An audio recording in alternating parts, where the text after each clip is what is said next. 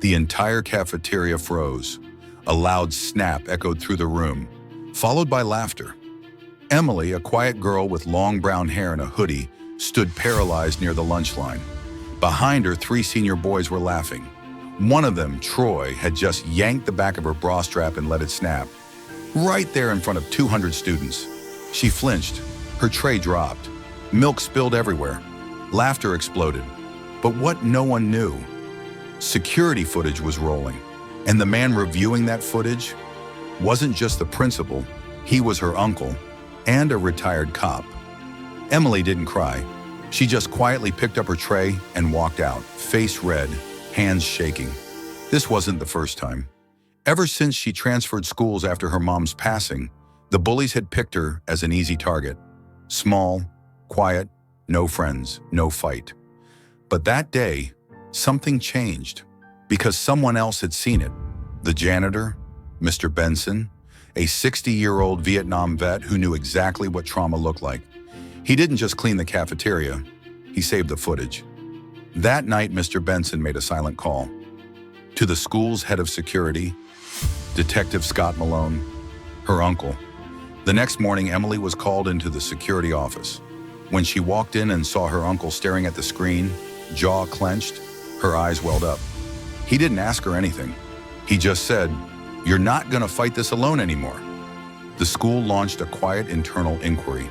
They didn't want rumors, not yet, but Mr. Benson had made backup copies, security footage, witness statements, patterns of harassment. One of the younger girls even admitted they saw the same boys take photos of other girls from behind, a predator pack. And the staff, they had ignored it all, until now, because Scott wasn't just Emily's uncle. He had federal-level training, and he was done playing nice. 3 days later, the boys were called to the office. The principal sat with folded hands. Emily and her uncle were present, and on the big monitor, HD footage of the exact moment the bra strap was yanked. Freeze frame, zoomed in, replay. The boys stuttered. Troy's smirk disappeared. Emily stood silent, but tall. She didn't need to shout, because the room already knew they were done. 2 were suspended indefinitely. Troy was expelled, and then the court summons came.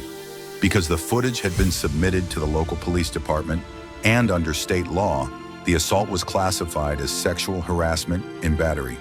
Troy was arrested. The case went public, and suddenly every student who had laughed went silent. The cafeteria was never the same again. Today, Emily walks through school with her head high. She's not loud, she's not flashy, but when her name is called during morning announcements, students listen. She didn't just survive bullying, she made sure no one else would have to.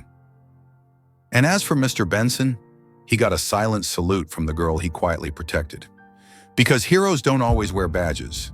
Sometimes they just hold a mop. Comment, respect, if you believe the quietest people often carry the loudest power.